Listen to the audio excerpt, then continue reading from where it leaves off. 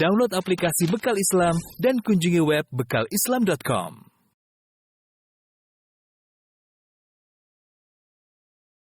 Bismillahirrahmanirrahim. Innal hamdalillah nahmaduhu wa nasta'inuhu wa nastaghfiruhu wa natubu ilaihi wa na'udzu billahi min shururi anfusina wa sayyiati a'malina.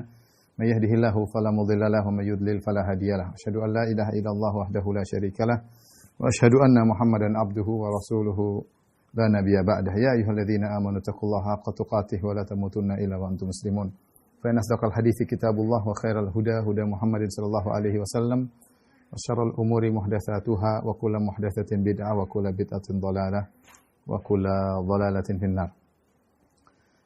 Ikhwan dan akhwat yang dirahmati Allah Subhanahu wa taala, para dokter yang dirahmati oleh Allah Subhanahu wa taala, kita lanjutkan bahasan kita tentang bekal salat. Dan insyaallah pada kesempatan kali ini kita akan bahas tentang salah satu dari syarat salat, yaitu tentang bertoharoh, ya, karena Rasulullah SAW bersabda, la yaqbalullahu salata ahadikum idza ahdatsa hatta yatawadda. Allah tidak akan menerima salat seorang dari kalian jika dia berhadas sampai dia berwudu, ya.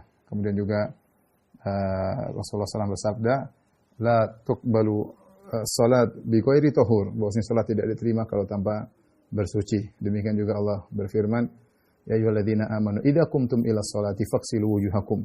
Wahai orang yang beriman, jika kalian hendak salat maka berwudulah. Baik, kita akan bahas sekaligus supaya tidak bingung. Jadi saya langsung akan bahas tentang wudu, mandi besar dan tayamum, ya. Baik. Kita akan bahas tentang toharah, ya. Toharah. Bersuci, ya. Kenapa dibahas sebelum sholat? Karena dia adalah syarat dari syarat sholat. Kita tahu syarat sholat ada syarat sah sholat, ada syarat wajib sholat, ya. Nanti akan kita jelaskan. Syarat sah sholat diantaranya bersuci, diantaranya menghadap kiblat, diantaranya berniat, diantaranya menutup aurat, ya. Itu diantaranya syarat-syarat sholat. Diantaranya adalah bersuci. Dan bersuci, ya, secara umum ada dua, itu bersuci dari najis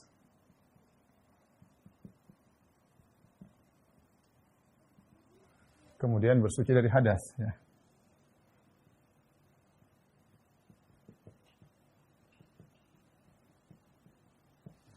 Najis bagaimana kita tahu, ya, bersih dari najis, ya, kalau berkaitan dengan salat adalah tubuh harus suci dari najis, kemudian tempat sholat juga harus bersih dari najis, pakaian harus suci dari najis, ya. Berkaitan dengan sholat, dengan syarat sholat,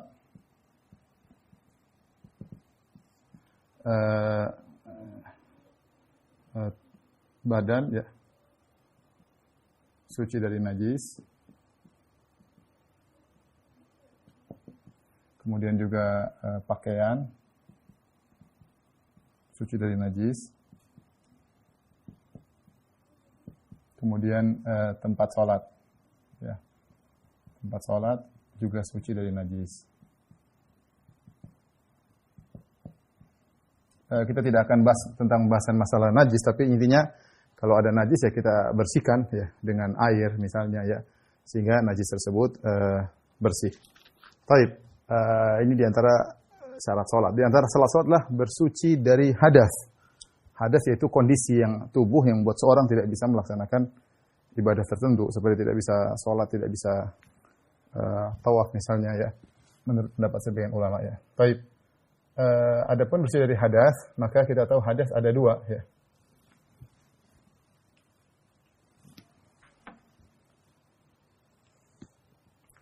Hadas kecil,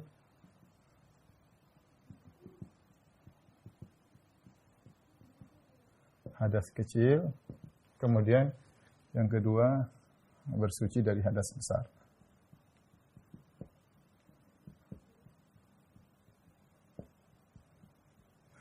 Baik, hadas kecil, ya, sebagaimana kita ketahui, yaitu hadas kecil misalnya sebab-sebabnya diantaranya adalah BAB, ya. Kemudian buang air kecil, BAK, ya. terserahlah ya, buang air kecil, kemudian di antaranya buang angin ya. Kemudian di antaranya tidur yang lelap. Tidur yang lelap misalnya ya. Ini di antaranya ya. Tapi bagaimana cara bersuci dari hadas kecil ya? Caranya dengan berwudu.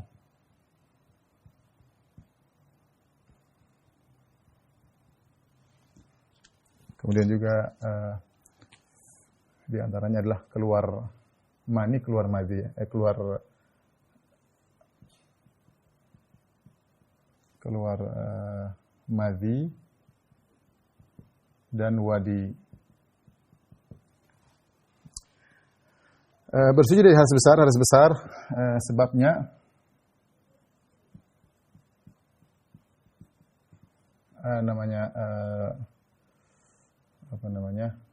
keluar air mani,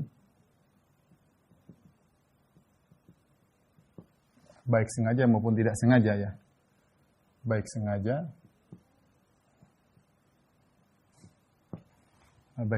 maupun tidak sengaja ya.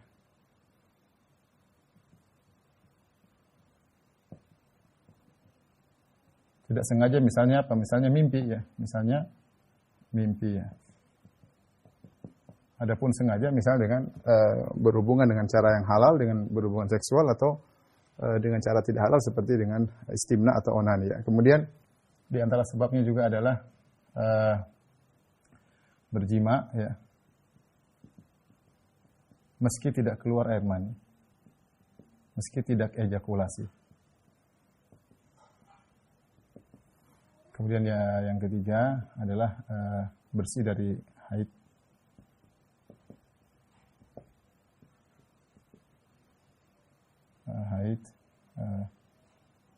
Nifas. Taib, kita bahas sebentar. Bersih dari hadas kecil seperti buang air besar. Ini menyebabkan seorang berhadas kecil, buang air kecil, buang angin juga ya.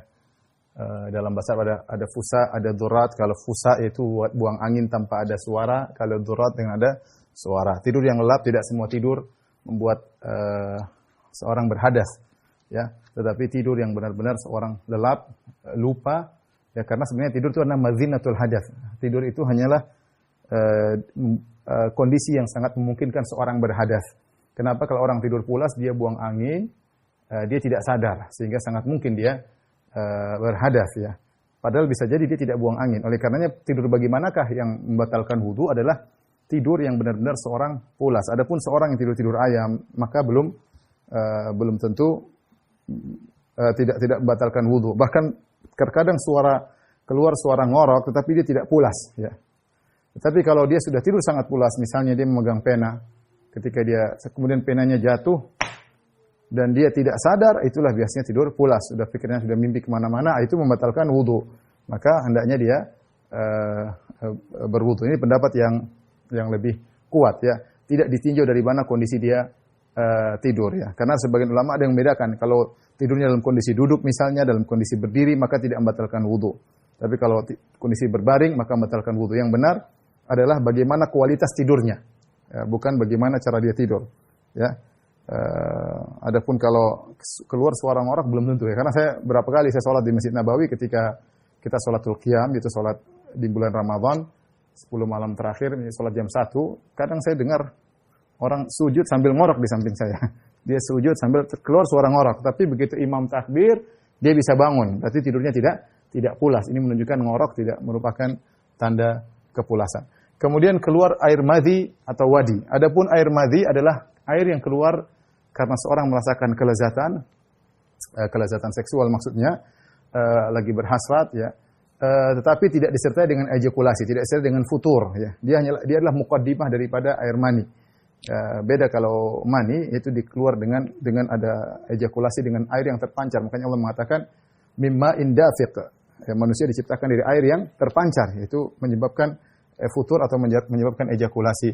Adapun madhi tidak. Madhi dia tidak mengambil, dia bukan mani, air yang keluar dari kemaluan, baik laki-laki maupun perempuan ketika merasakan kelezatan, tapi tidak disertai dengan ejakulasi. Adapun wadi adalah air yang keluar sebelum kencing atau sesudah kencing dan dia hukumnya seperti air kencing. Hukumnya seperti air kencing, maka membatalkan wudu, menjadikan seorang berhadas, ya, menjadikan seorang berhadas. Adapun madhi, kalau wadi hukumnya najis, adapun madhi maka ada khilaf di kalangan para ulama tentang hukum madhi apakah najis atau tidak. Pendapat yang lebih kuat atau jumhur ulama dia najis. Kalau dia najis pun maka khilaf lagi apakah dia najis yang biasa atau najis mukhaffafah. Ini pembahasannya di kesempatan yang lain insyaallah taala. Tapi di antara hal juga yang mungkin membatalkan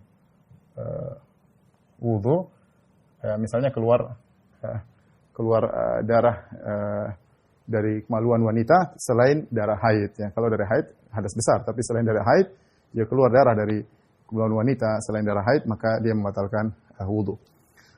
Membatalkan wudu hadas kecil. Baik, kita beralih sebab-sebab hadas besar. Hadas besar sebabnya adalah keluar air mani, baik sengaja, misalnya berhubungan seksual atau dengan onani, masturbasi, ataupun tidak sengaja seperti mimpi, ya. Baik laki-laki maupun perempuan, hukumnya sama. Oleh karenanya ada seorang wanita datang kepada Nabi SAW, kalau tidak salah Ummu Sulaim, dia berkata radhiyallahu anha, ya Rasulullah, hal alal mar'ati min ghuslin idza hiya ihtalamat? Ya Rasulullah, apakah seorang wanita wajib mandi junub, mandi besar jika dia bermimpi, yaitu berhubungan? Maka Nabi SAW berkata, na'am idza ra'atil ma'. Iya, jika dia melihat air keluar dari kemaluannya. Artinya bisa jadi seorang laki atau wanita bermimpi melakukan hubungan dalam mimpinya, tapi tidak sampai ejakulasi, maka tidak wajib mandi junub. Tetapi bisa jadi seorang dia lupa dalam mimpinya, tapi ketika dia bangun dia dapati air keluar, ya, dan dia cium, misalnya dia cium baunya, ternyata bau aromanya aroma mani, maka berarti dia sudah terkena junub, ya. Mani hukumnya tidak najis. Pendapat yang lebih kuat mani tidak najis, ya. Ini tidak najis. Beda dengan madhi dan wadi, ya. Ini kalau ini najis, ya. Adapun mani tidak najis.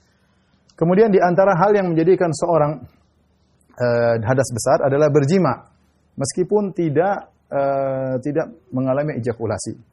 Berjima secara bahasa Arab artinya iltiqa al-khitanain, yaitu jika tempat khitan laki-laki bertemu dengan tempat khitan wanita. Gampangannya, jika kepala zakar lelaki tenggelam secara utuh, bukan seluruh zakar, tapi bagian kepala zakar tenggelam dalam kemaluan wanita, maka telah terjadi jima. Meskipun tidak terjadi ejakulasi, telah terjadi jima, maka dia wajib mandi junub. Adapun jika kepala zakar tidak tenggelam seluruhnya, hanya seperduanya atau sepertiganya, kepala zakar tidak tenggelam semuanya dalam kemaluan wanita, maka belum dikatakan jima. Dikatakan jima jika ketemu dua tempat sunat laki dan wanita, meskipun tidak keluar air mani, maka telah wajib untuk mandi junub. Nabi SAW mengatakan, "Idzal taqa al-khitanani faqad wajabal ghuslu." Jika telah bertemu dua tempat khitan, maka wajib mandi junub. Dalam hadis yang lain kata Nabi SAW, "Idza jalasa baina syu'abihal arba' tsumma jahadaha faqad wajabal ghuslu wa illam yunzil." Jika seorang laki telah duduk di antara kedua cabang wanita, itu di antara dua pahanya dan kedua tangannya, tsumma jahadaha, kemudian dia melakukan penetrasi, yaitu dia melakukan hubungan, maka faqad wajabal ghuslu, maka telah wajib mandi junub, wa illam yunzil, meskipun tidak terjadi ejakulasi, ya. Meskipun tidak terjadi ejakulasi. Kemudian yang ketiga, bersih dari haid dan nifas, ya, atau haid dan nifas, ya. Kalau dia ingin bersih, maka dia hendaknya mandi besar, ya. Ini mandi besar, ya. Sucinya dengan mandi besar. Baik. Sekarang ikhwan dan akhwat yang dirahmati Subhanahu wa taala, kita akan bahas tentang tata cara berwudu. Tata cara berwudu.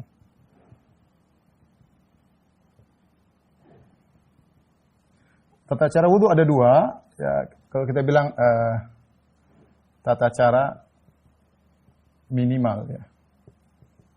Minimal. Yaitu yang penting sah. Yang kedua adalah tata cara optimal ya. Itu sesuai dengan sunnah, yaitu melakukan sunnah-sunnahnya, dengan melakukan sunnah-sunnahnya. Nah, demikian juga nanti kita bicara mandi juga demikian. Ada mandi minimal yang penting sah dan ada mandi optimal. Taib. Adapun tata cara minimal yang penting sah, maka yang pertama adalah berniat. Tentunya ada khilaf di kalangan ulama, tapi yang benar dia adalah hukumnya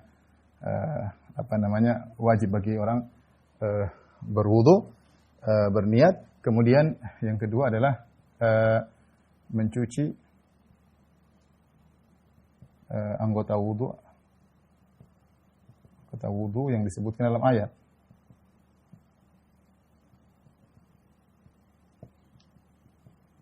Dalam ayat ya, secara tertib ya. Secara tertib ya. Kemudian secara tertib dan sekali saja ya. Sekali saja ya. Baik, anggota wudu yang disebutkan dalam ayat secara tertib yaitu apa? Yaitu ya ayyuhalladzina amanu idza qumtum ila sholati faghsilu wujuhakum.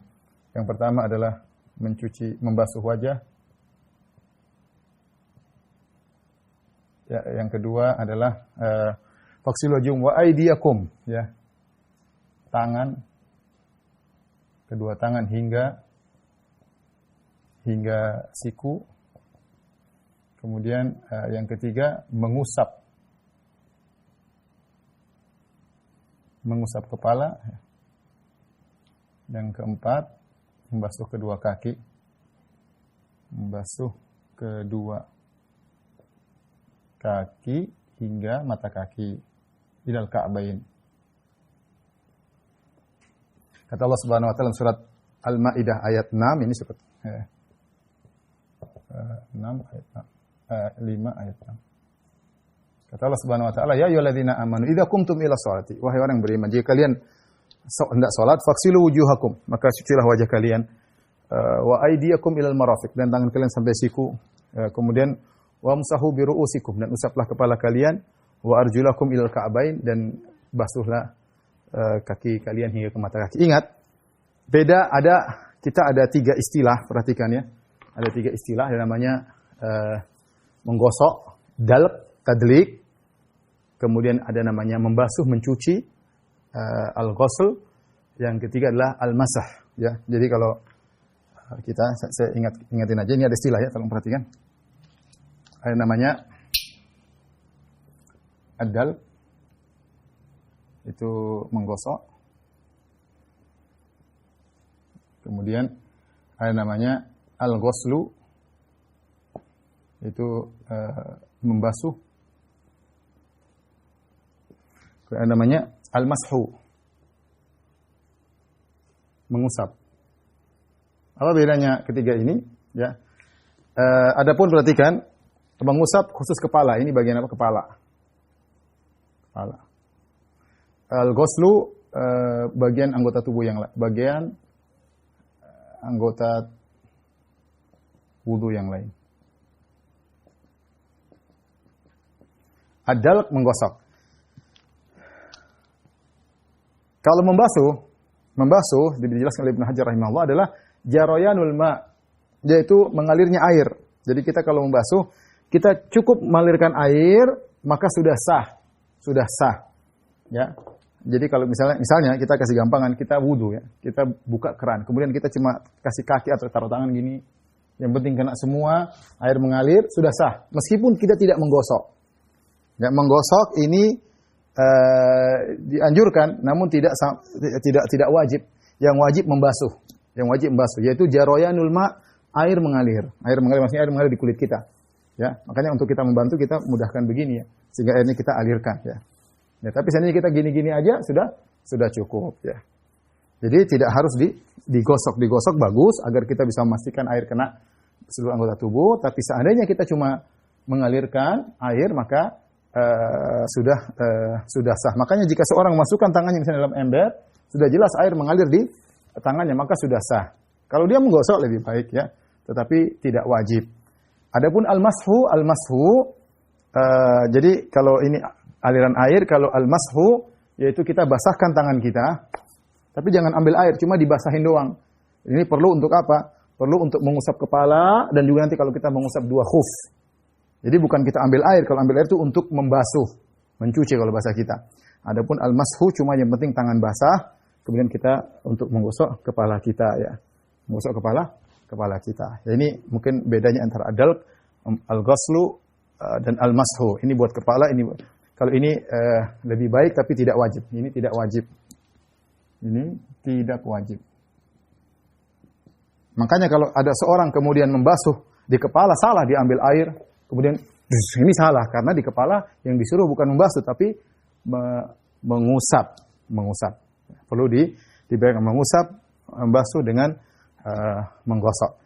Dari sini kalau kita misalnya lagi umrah, kemudian kita mengambil nggak ada air, kemudian kita ambil semprot-semprot itu, kita wudu, maka tidak pas ya. Kita harus semprot air yang banyak sehingga airnya mengalir. Adapun cuma ada air yang cuma nempel gitu, maka tidak ada air yang mengalir. Syaratnya harus air mengalir. Kispray, kayak parfum. Itu tidak sah. Karena air tidak mengalir. Karena disebut dengan al-ghuslu, kata para ulama, jaroyanul ma, air yang mengalir. Nah, kalau kita ambil pakai aqua baru kita alirkan. Nah, itu oke. Tapi kalau cuma kispray, ya, itu tidak sah karena tidak mengalir air tersebut. Ini perlu kita ketahui, ya. Taib. Sekarang kita bahas, kita masih bicara tentang tata cara wudu minimal, yang penting sah. Taib, perhatikan di sini. Sekarang bagaimana cara berwudu? Pertama, langsung ya. Jadi kita berniat, langsung kita ambil air. Pokoknya niat. Nggak usah bilang bismillah, nggak usah cuci tangan sebelum, nggak usah. Ini kita bicara wudu minimal.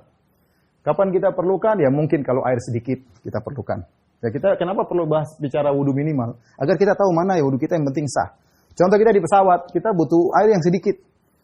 Jangan kita wudu yang sempurna, airnya banyak. Kita cuma punya air sedikit, maka kita wudu yang minimal yang penting sah. Atau kita buru-buru, kepingin dapat rakaat, maka kita wudu secukupnya agar kita dapat rakaat pertama misalnya. Ini contoh, jadi kita ngerti wudu minimal pentingnya tadi. Di antaranya saya contohkan ketika di pesawat dan ketika kita ingin segera mendapat rakaat tidak ketinggalan. Baik, bagaimana caranya? Berniat, ingin berwudu, kemudian membasuh wajah. Basuh wajah sekali saja, jadi ambil air, kemudian basuh wajah. Apa itu wajah? Wajah adalah dimulai dari tempat tumbuhnya rambut, ya, sampai di sini. Ini namanya wajah ya. Ini namanya wajah ya. Kemudian dari sini, depan telinga sampai sini. Di belakang telinga bukan wajah. Di sini bukan wajah. Di belakang dagu bukan wajah. Jadi wajah adalah ma yatawajjahu bihi atau ma yuwajjih bihi insan. Itu di mana dia kalau dicermin dilihatlah itu wajahnya. Jadi di sini ini namanya wajah. Jadi kalau seorang mencuci wajah maka dia berusaha kena semuanya. Kena semuanya. Ya. Kena semuanya ya. Kena semuanya. Sudah sekali sudah sah, sudah cukup. Mata tidak perlu, ya, nggak perlu dibuka kemudian di ini nggak perlu. Meskipun dilakukan oleh Ibnu Umar, ya mungkin dia punya ijtihad tapi tidak dilakukan oleh Nabi Shallallahu Alaihi Wasallam. Demikian Ustaz, kalau misalnya orang rambutnya nggak ada, ternyata asla botak di sini, apakah harus kepalanya enggak? Cukup kira-kira rambutnya tumbuh di sini. Adapun yang di atas maka tidak perlu itu karena itu bagian kepala, itu bagian kepala ya, itu bagian kepala. Jadi itulah wajah, ya, itu yang harus dicuci ya, itu harus dibasuh sekali sudah cukup. Kemudian yang kedua dia mencuci kedua tangan. Dua tangan dari sini, dari ujung jari ya, ujung jari sampai sini. Mau dari sini ke bawah, dari sini ke sini nggak ada masalah. Yang penting tangannya kena semua air. Ya, dia kenakan sekali sudah cukup. Sikunya masuk sekali kena air. Kanan, kiri dulu, kanan juga tidak ada masalah. Kalau kita bicara sah, kanan kiri, kanan dulu baru kiri sunnah, tidak wajib. Tapi kita berusaha kanan dulu baru kemudian kiri. Ingat kalau ada cincin kita biar kena bagian air, kemudian kita sekali sudah cukup.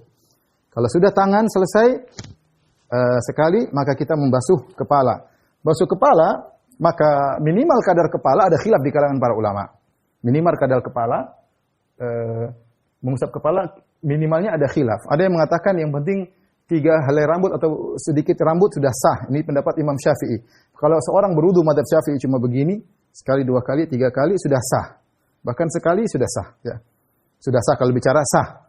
Nah, tapi mazhab yang lain seperti mazhab Imam Ahmad kalau tidak salah bersama mazhab Maliki, maka hendaknya semua kepala. Mazhab Hanafi kalau tidak salah 3/4 atau 1/3 kepala, saya agak lupa. Tapi mu'dhamur ras yaitu bagian banyak dari kepala. Ya. Kalau mazhab Syafi'i sedikit sudah sah. Makanya kita lihat saudara-saudara kita ketika mereka berwudu minimal, bukan optimal. Kalau optimal semua sepakat, seluruh kepala kena. Kita sedang berbicara wudu minimal. Maka mazhab Syafi'i begini-begini sudah cukup. Itu mazhab. Nah, kita menghargai saudara kita yang berwudu dengan cara demikian. Ya. Tapi kalau kita untuk hati-hati, kita berwudu begini ya. Begini. Ini ya biar kita keluar dari khilaf. Kalau kita wudu begini nggak ada yang bilang nggak sah. Tapi kalau kita bilang wudu begini, ada yang bilang tidak sah. Mazhab Hambali bilang tidak sah. Mazhab Maliki bilang tidak sah. Mazhab Hanafi tidak sah. Yang sah cuma mazhab Syafi'i. Tapi kalau kita begini, satu, kemudian begini, nah, maka ini telinga nggak usah, telinga sunnah. Jadi cuma 1, 2, sudah. Atau sekali sudah cukup. Ini sudah sah. Itu cara mengusap kepala. Ya. Atau cara kedua, mungkin kita tidak ingin rambut kita berhamburan, maka kita boleh begini. Begini, terus baru begini. Ya, begini ya. Ini kita ambil dari tengah, sehingga kepala kita kena. Dan ini juga pernah dilakukan oleh Nabi SAW. Baru kita ambil lagi dari tengah begini. Sehingga rambut kita tidak terbongkar. Itu juga boleh mengusap kepala sekali saja. Sekali saja. Ya.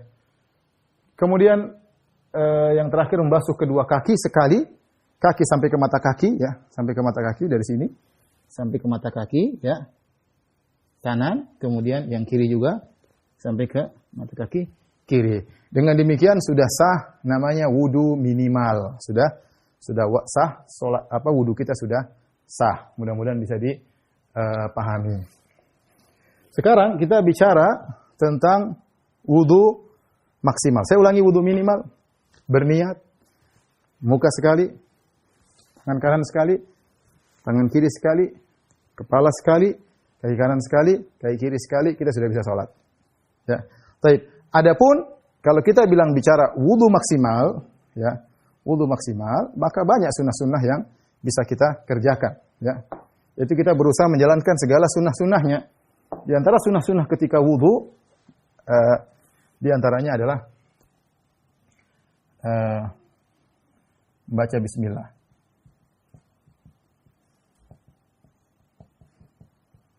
Kemudian mencuci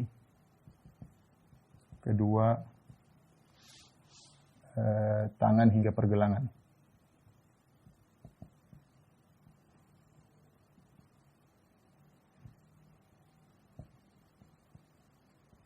Kemudian diantaranya adalah mengusap kedua telinga. Jangan dulu ya. Saya lupa. Berkumur-kumur,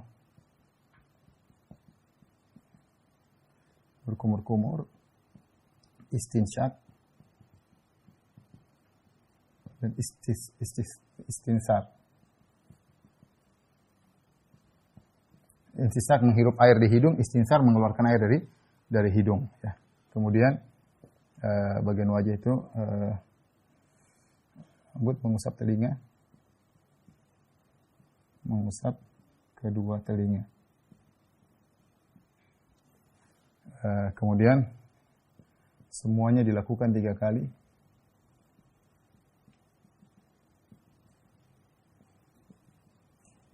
Kecuali kepala sekali. Kepala hanya sekali menurut jumhur ulama. Adapun mazhab Syafi'i kepala juga 3 kali. Tapi yang benar saya lebih condong bahwasanya cukup sekali. Inilah artinya ketika kita wudu dengan optimal, dengan sunnah, maka kita lakukan ini. Kemudian terakhir juga jangan lupa membaca doa setelah wudu.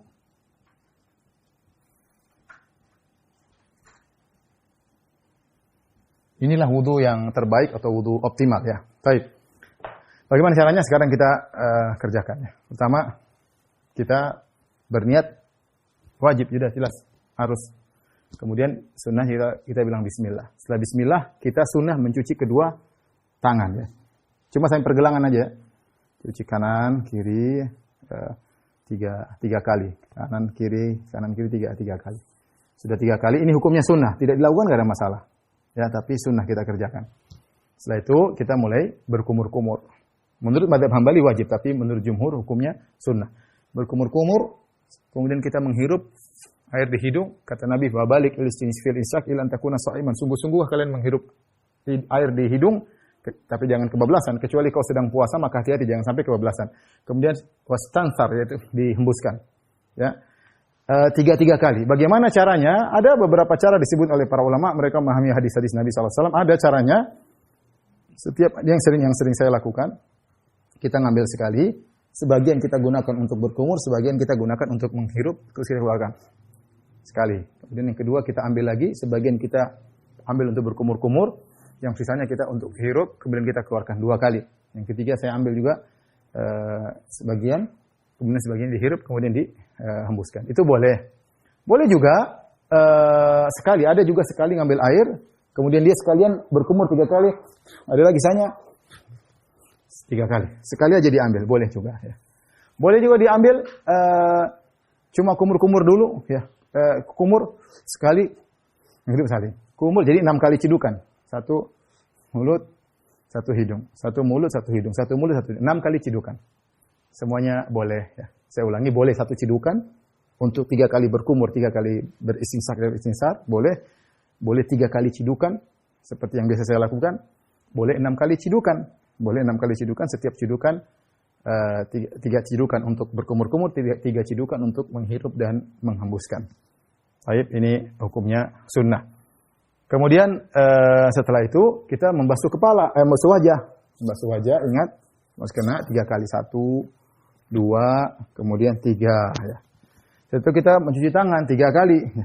Ingat, tangan ulangi lagi dari sini. Jangan bilang, Ustaz saya tadi sudah cuci sampai sini, tinggal lanjutin dong Ustaz. Enggak, ulangi lagi dari awal. Ulangi lagi dari awal, dari ujung tangan sampai ujung siku. Terserah dari sini ke sini, nggak apa. Yang penting semuanya kena. 1, 2, 3. 1, 2, 3 ya. Karena Rasulullah SAW mendahulukan kan daripada kiri sunnahnya. Karena Nabi SAW yu'jibu atayammunu fi tana'ulihi wa tarajjulihi wa fi tuhuri wa fi sya'nih kulli. Rasulullah SAW suka mendahulukan yang kanan ketika menyisir rambut, ketika pakai sendal, ketika bersuci, ya, ketika dalam urusan semuanya. Jadi kanan dulu baru kiri. Kemudian mengusap kepala tadi, sunnahnya ba'da abi muqaddami ra'sihi tsumma dhahaba bihi ila qafahu. Jadi pegang begini, kemudian bawa ke belakang sampai leher. Ingat ya, sampai di belakang sini, di ujung rambut di belakang. Ya. Tsumma raja' bihima min haits ila ma haitsu bada. Kemudian dikembalikan begini. Ya, itu cara. Jadi begini, kemudian mengusap telinga sekali.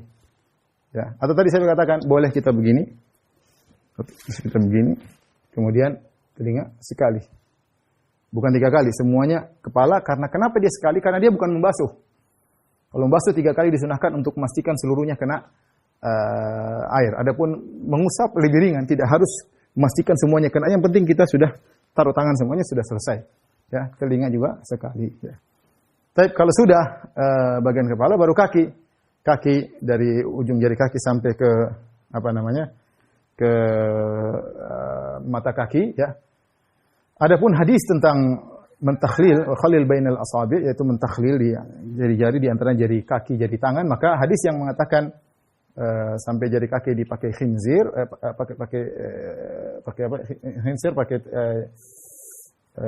jari kelingking untuk membersihkan, maka hadis ini wallahu alam sebagian mendhaifkan hadis ini ya. Tapi intinya yang penting kalau air sudah masuk sela-sela jari sudah cukup. Kalau kita mau memastikan kalau misalnya ada penghalang di jari-jari kaki, ada penghalang ya kita bersihkan. Tapi kalau enggak juga enggak apa-apa, terserah sih. terserah ya. Makanya sebagian ulama mendhaifkan hadis ini sehingga mereka mengatakan baik, tapi dia dikatakan sunnah. Dikatakan baik kalau mau membersihkan dengan kelingking boleh-boleh saja, boleh-boleh saja ya. Kalau ada yang menghalang maka harus dibersihkan.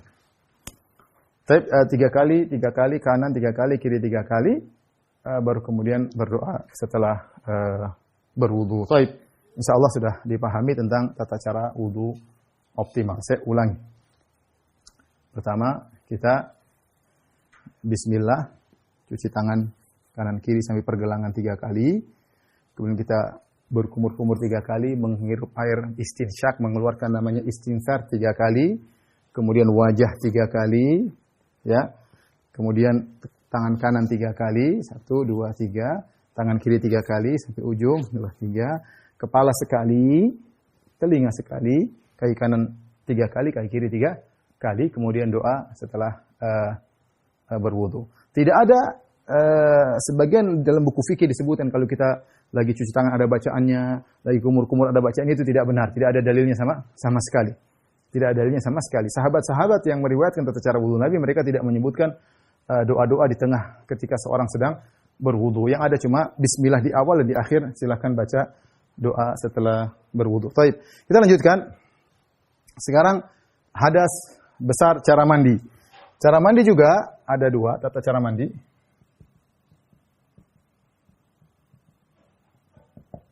Ada minimal, ada optimal ya. Minimal, yang penting sah. Ada cara optimal ya, yaitu menjalankan semua sunnah.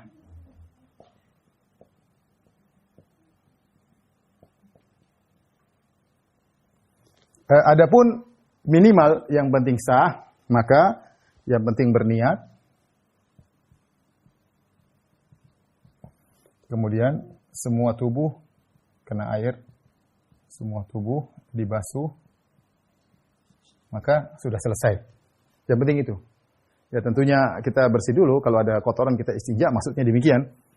Berniat, kemudian semua tubuh dibasuh ya. Semua tubuh dibasuh. Jadi gambarannya begini. Kalau misalnya saya bicara, saya punya kolam renang misalnya, saya ingin mandi junub, saya cuma niat, saya loncat, treng, keluar semua basah, sah. Sudah selesai. Sudah sah. Saya tidak perlu lagi wudu, saya langsung bisa sholat. Saya ulangi, ya. Menggosok dalk itu hukumnya tidak diwajibkan. Yang penting kita basuh. Basuh yang penting air mengalir di tubuh kita, ya. Jadi caranya kalau kita mau bicara mandi minimal, yang penting kita berniat mandi junub, ya, karena niat itu harus untuk membedakan kita mandi junub dengan mandi biasa. Maka kalau kita punya kolam renang, kita tinggal loncat, keluar, selesai, sah. Antum punya bak mandi, bisa loncat, keluar, tinggal diomelin sama istri ya. Ini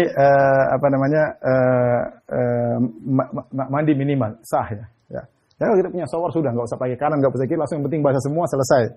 Ya, kita bicara sekarang mandi yang optimal. Mandi yang optimal, maka kita kerjakan semua sunnah-sunnahnya. Tentunya ini juga sebelumnya membersihkan kotoran. Kalau masih ada kotoran di kemaluan atau di dubur, maka dibersihkan. Ya, maka kalau kita ingin mandi yang optimal, maka sebelum mandi berwudu. Ya, tentunya mencuci kemaluan, ya, pakai sabun selesai. Setelah itu berwudu seperti mau sholat.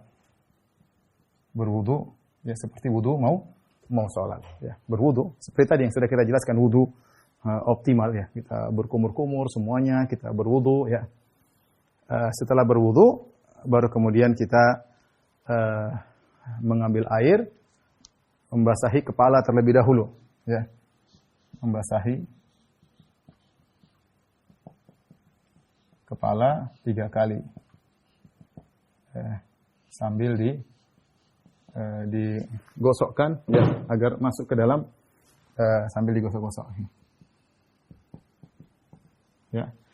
Bagi wanita yang mengkepang rambutnya, selama air tersebut masih bisa mengenai kulit kepala, maka tidak wajib untuk dilepas. Dilepas bagus, tapi tidak wajib untuk dilepas. Oleh karenanya, di antara kesalahan para wanita menyangka bahwasanya mandi junub harus keramas, tidak harus keramas ya. Apalagi sampo tidak ada ya. Aduh, gimana tidak ada sampo saya nggak bisa mandi junub. Nggak usah pakai sampo, nggak ada masalah. Yang penting rambut, kulit kepala basah. Seandainya mengkepang rambut tapi kulit kepalanya bisa kena air, maka tidak perlu dilepas. Memang datang dalam hadis tidak harus dilepas. Kalau mau lepas oke, lebih baik. Tidak dilepas juga tidak jadi masalah. Kecuali ikatannya sangat kuat sehingga kalau siramin air nggak kena kulit kepala maka itu harus dilepas ya. Tapi kalau ternyata masih bisa mengenai kulit kepala, mungkin dengan masukkan jari, maka tidak perlu dilepas kepangan tersebut. Ya, tidak perlu lepas kepangan tersebut. Jadi, ambil air, maka kita basahi kepala. Jadi, setelah kita berwudu, kita ambil air, kita basahin kepala. Kanan, tengah, kiri, sambil digosok-gosok. Ya. Setelah pakai sampo bagus, enggak juga apa-apa. Kemudian setelah itu, baru kita basahi tubuh sebelah kanan. Ya. 3 kali. Kemudian tubuh sebelah kiri. 3 kali, baru kita mandi sisanya ya. Kalau shower ya tinggal gampang. Tinggal sebelah kanan, kemudian sebelah kiri, baru kemudian seluruh tubuh ya. Kemudian selesai. Tidak perlu berwudu lagi ya, karena kita pun mandi yang minimal saja, hadas kita sudah hilang, tidak perlu berwudu. Saya berniat kemudian ceburkan di dalam kolam, kemudian saya keluar sudah basah semua tubuh saya langsung sholat boleh ya. Apalagi kita sudah berwudu sebelumnya. Taruhlah ikhwan ternyata kita batal di tengah kita mandi ya. Ya hati-hati kita setelah mandi kita mau sholat wudu lagi. Kita wudu lagi. Wallahu alam bisawab. Ini kira-kira yang berkaitan dengan mandi junub. Seandainya setelah kita mandi junub ternyata kita sudah pakai pakai handuk, terus kita periksa ternyata masih ada air mani yang keluar lagi dari kemaluan kita, maka tidak perlu mandi junub lagi. Karena tidak ada ejakulasi kedua, kecuali kalau ada ejakulasi kedua baru kita mandi. Tapi kalau ternyata cuma sisa air mani yang keluar, maka tidak perlu, tinggal kita cuci saja bagian kemaluan tersebut, tidak perlu kita mandi junub, lagi. Baik.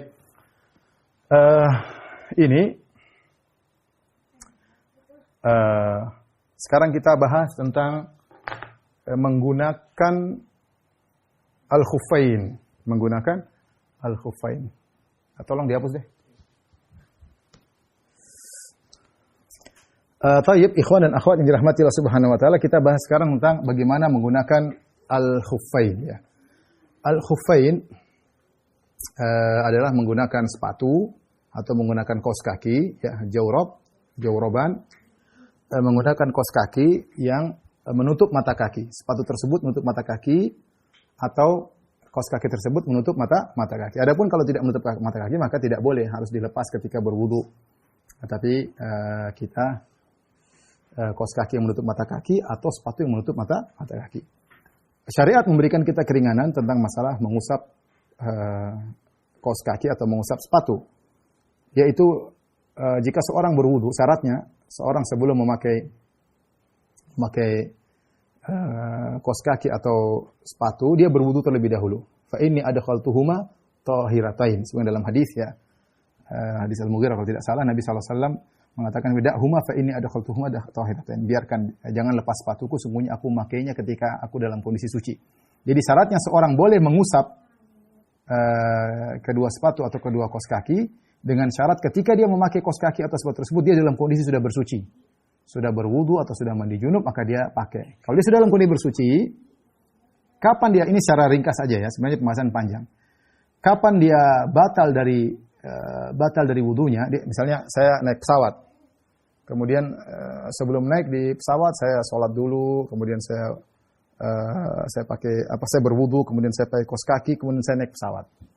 Ketika saya naik pesawat, nanti kalau saya batal di pesawat, saya ingin sholat, maka saya tidak perlu untuk mencuci kedua kaki lagi. Bagian atas saya berwudu biasa, apalagi saya berwudu minimal, sekali-sekali aja. Kemudian bagian kaki tinggal diusap. Cara mengusap kaki begini, kita taruh kaki begini, kita usapin tangan kanan di atas kaki kanan, begini, tangan kiri di atas kaki kiri. Itu cara mengusapnya. Coba window, mungkin dia.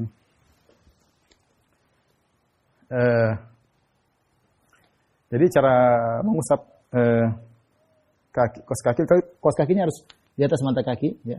Mengusap cuma begini aja, jadi kita usap begini. Jadi kita usap. Jadi punggung kaki ke bawah. Sudah cukup. Namanya usap sudah saya katakan tadi, tangan tidak perlu basah air. Tidak perlu basah air banyak. Yang penting ada air. Jadi jangan pakai air. Ini nggak perlu pakai air, cuma diusap begini doang. Sudah sah. Sekali saja. Sehingga tidak perlu kita lepas kaos kaki, tidak perlu kita lepas sepatu. Kita langsung bisa sholat, ya, karena itu keringanan. Itu keringanan yang diberikan oleh syariat. Ya. Caranya mudah insya Allah. Jika Anda tidak melepas-lepas sepatu, maka diusap sepatu. Tapi kalau Anda melepas sepatu, maka yang diusap kaos kaki. Yang diusap adalah kaos kaki. Ini sangat penting kalau kita bersafar. Kalau Indonesia mungkin tidak begitu penting, tapi kalau kita bicara di daerah yang bermusim, musim dingin, kita sangat membutuhkan hal tersebut. Karena kalau kita sering mengenakan air ke kaki, maka kita kedinginan ya. Makanya pakai kaos kaki tebal sudah kita boleh mengusap ya. Sampai kapan kita boleh mengusap? Dibedakan antara yang mukim dengan musafir. Kalau yang mukim, dia boleh mengusap selama 24 jam. Dia nanti batal kedua, sholat lagi usap aja. Nggak usah dibuka kaos kakinya. Nggak usah dibuka khufnya. Sampai sholat sampai 24 jam. Adapun kalau musafir maka dia boleh 3 hari. Boleh 3 hari. Nggak usah dilepas-lepas ya. Meskipun bau. Nggak usah dilepas 3 kali. Yang penting selama 3 hari. Kalau sudah 3 hari, maka dia harus lepas. Dia harus wudu seperti biasa lagi. Pakai lagi 3 hari lagi. Nggak ada masalah. Selama dia musafir. Kalau mukim cuma sehari. Kecuali kalau junub, maka tidak boleh mengusap. Kalau junub tidak boleh mengusap, maka harus dilepas. Kalau junub tidak boleh mengusap, tapi harus dilepas. Baik.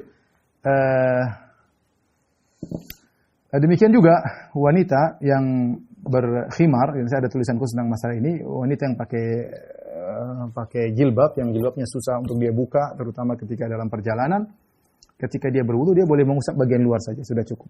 Dia boleh mengusap bagian luar, tidak harus dia buka jilbabnya, apalagi repot pasang sana pasang sini, maka cukup dia luar. Rasulullah pernah mengusap imamah ya. Taib, kita lanjutkan sekarang tayamum ya. Secara ringkas saja, tayamum. Tayamum ini adalah pengganti wudu dan mandi besar. Dari sini kita tahu tayamum adalah untuk hadas kecil dan hadas besar. Ya. Adapun kondisi yang membolehkan tayamum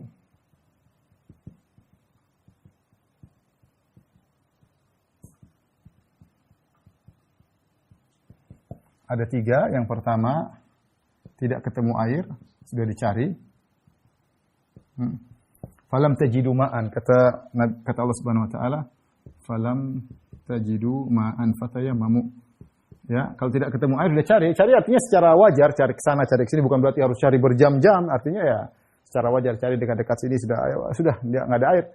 Tayamum, syariat tidak menyuruh kita bercari berjam-jam sampai berkilo-kilo, enggak. Ya, karena ini syariat ini untuk memudahkan, bukan untuk menyulitkan. Tidak ketemu air. Yang kedua, takut mendapat mudarat. Misalnya sakit misalnya.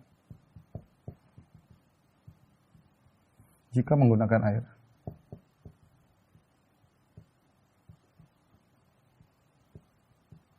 Jika menggunakan air. Dia tidak sakit, tapi kalau dia pakai air dia takut sakit. Misalnya musim dingin.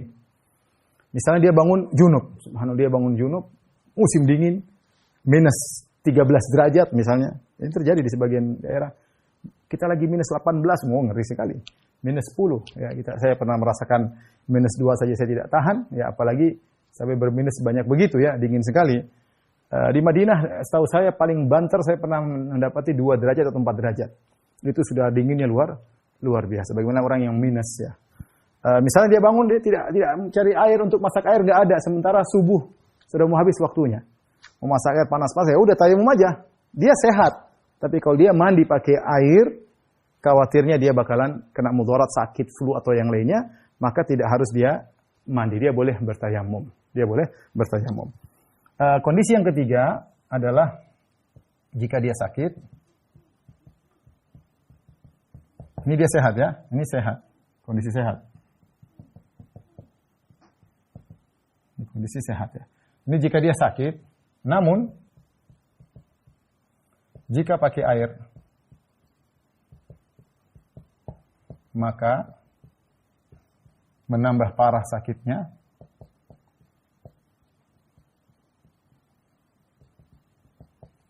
atau menunda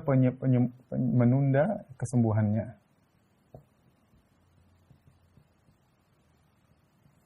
Maka ini boleh juga pakai tayamum, boleh bertayamum ya. Intinya kembali kepada kemudaratan. Boleh bertayamum ya. Kalau dia pakai air nanti menambah parah sakitnya atau menunda kesembuhannya ya. Tapi adapun tata cara tayamum,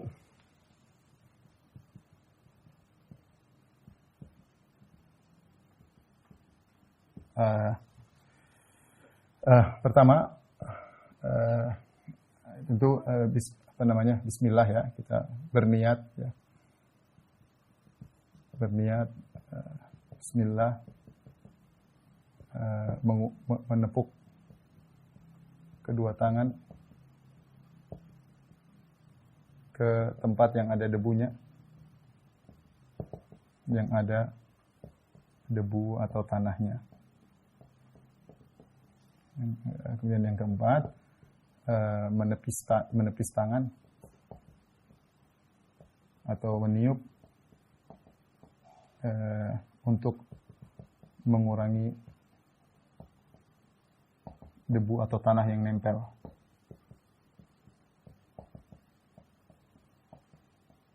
Kemudian yang kelima, mengusap punggung, telapak tangan kanan dan telapak tangan kiri.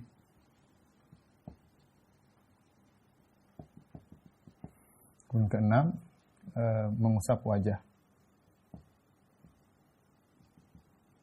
Ini semua sekali. Satu kali, ini juga satu kali.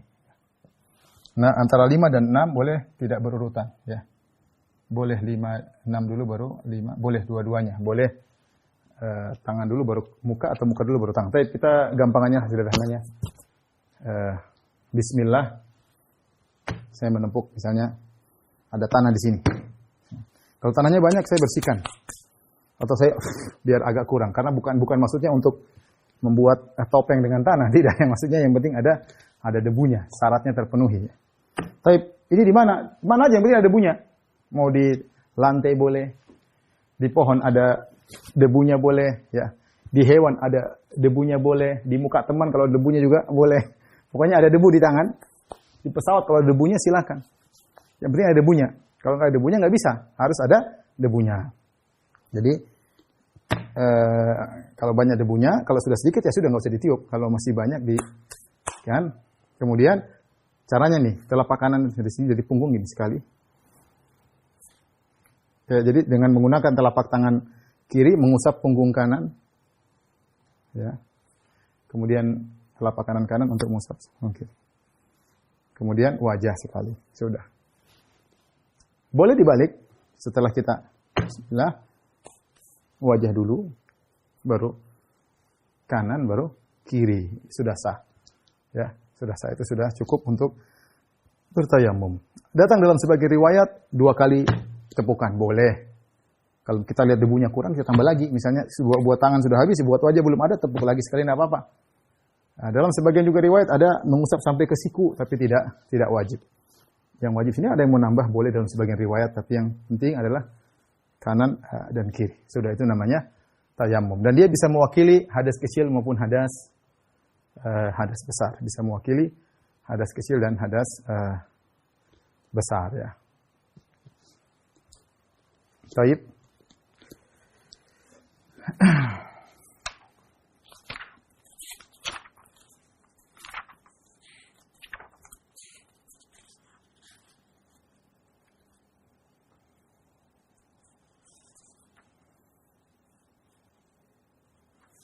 Ustadz, bagaimana jika tidak ada air, tidak ada tanah? Ya, jika tidak ada air, jika tidak ada tanah. Ini pernah dialami oleh sebagian sahabat. Mereka bersafar suatu hari, dan ini dibawakan oleh Imam Bukhari dalam sahihnya. Ketika itu mereka berhenti, ternyata sudah waktu masuk waktu sholat subuh. Waktu itu belum ada ayat tayamum turun. Belum ada ayat tayamum turun. Sehingga wan nasu laisu ala ma wa laisa ma'ahum ma. Ya, kata Aisyah radhiyallahu anha, orang-orang tidak dalam kondisi wudu dan mereka tidak bawa air. Akhirnya ketika sudah masuk waktu sholat subuh, ada di antara mereka sholat tanpa berwudu. Gimana? Ada yang junub, ada yang batal, tidak ada air gimana? Ya mereka sholat aja begitu, tanpa berwudu. Baru kemudian turun ayat tayamum. Fatayammamu sa'idan thayyiba. Ya. Jadi maksud saya ketika itu mereka sempat sholat tanpa bersuci. Karena ketika itu yang baru boleh digunakan untuk bersuci cuma air. Ketika air tidak ada, mereka sholat tanpa bersuci. Ini dijadikan dalil oleh Ibnu Hajar, rahimahullah ta'ala, dan juga para ulama. Berarti kalau kita tidak punya, bisa untuk berwudu dengan dua alat bersuci, tanah maupun air tidak ada, maka kita boleh sholat tanpa berwudu, tanpa bersuci. Bagaimana kondisi ini? Contoh, kondisi dia mungkin sakit. Badannya tidak boleh kena debu, badannya tidak boleh kena air. Mungkin ada kondisi orang sakit. Sehingga dia sholat, fattaqullaha mastata'tum, gugur kewajiban tersebut, bertakwa kepada Allah semampunya. Ini contoh pertama. Contoh kedua, dia di pesawat. Di pesawat tidak boleh, ternyata tidak boleh pakai air. Dilarang oleh pramugari, nggak boleh wudu dia, dilarang. Kita taat sama penguasa raja pesawat. Ada peraturan kita nggak boleh ngelanggar. Ya. Kalau tidak dilarang ya silakan. Dan kita tidak menemukan debu di pesawat. Cari debu semuanya bersih, pesawat mahal. Debunya nggak ada. Di kelas, bis kelas nggak ada debu gimana? Coba di sendal antum ada nggak debu? Kalau ada sendal antum boleh pakai debu di sendal. Tapi ternyata antum juga sendalnya kinclong, nggak ada debu. Gimana? Nggak bisa. Ketika nggak ada debu, nggak ada air sama sekali, boleh seorang sholat. Kalau dia khawatir waktu tidak memungkinkan, dia sholat meskipun tidak dalam kondisi bersuci. Fattaqullaha mastata'tum, bertakwa semampumu. Contoh lagi, contoh sekarang petugas kesehatan yang pakai ADP ya. Dalam sebagian kondisi mereka harus kerja pakai ADP skala ADP dalam waktu berjam-jam, sehingga terkadang pas dapat giliran waktu yang misalnya asar ya, dia mulai jam 2 siang. Selesai ibadah maghrib, yang nggak mungkin dia menjamak atau dia mulai dari jam 10:30 sampai setelah maghrib. Ya. Dia nggak mungkin menjamak duhur dan asar di maghrib. Ya. Oleh karena dia harus sholat pada waktunya. Sementara tidak mungkin dia lepas ADP. Kalau lepas ADP virus pada masuk. Ya. Berdasarkan ilmu mereka. Oleh karenanya dia boleh sholat meskipun dalam kondisi demikian, tanpa bersuci karena kondisi tidak memungkinkan. Alhamdulillah Islam itu memudahkan. Alhamdulillah. Bentar.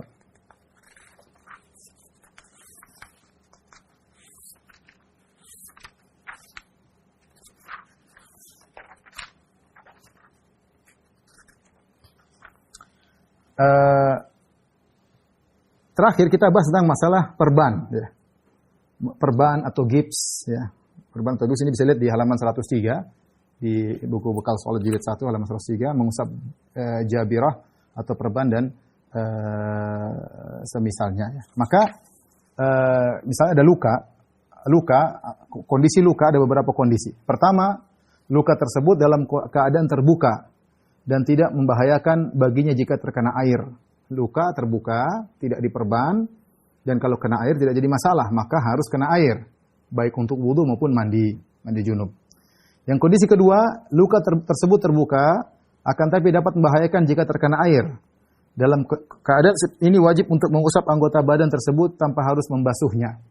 Jadi kalau ada luka di sini dan dia terbuka, ya sudah kita bagian yang lain, bagian luka tidak usah kasih kena air, karena tidak mungkin. Karena kalau kita kasih kena air, dia tambah parah atau tambah tidak sembuh-sembuh. Ya. Luka tersebut terbuka dan dapat membahayakan jika dibasuh maupun diusap. Dalam keadaan ini maka cukup diberi dengan tayamum. Ya.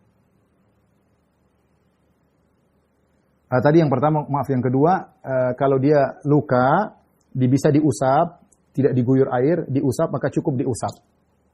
Ini kondisi kedua tadi, lukanya terbuka tapi bisa diusap. Ya, maka diusap. Tapi tidak bisa dibasuh. Kondisi yang ketiga, tidak bisa diusap dan tidak bisa dibasuh.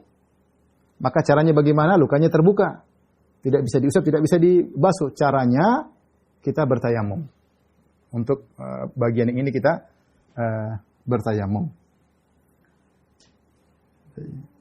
Ini ada khilaf, ada yang mengatakan kita sudah berwudu, misalnya kita punya luka di sini ya, misalnya kita punya luka di sini terbuka.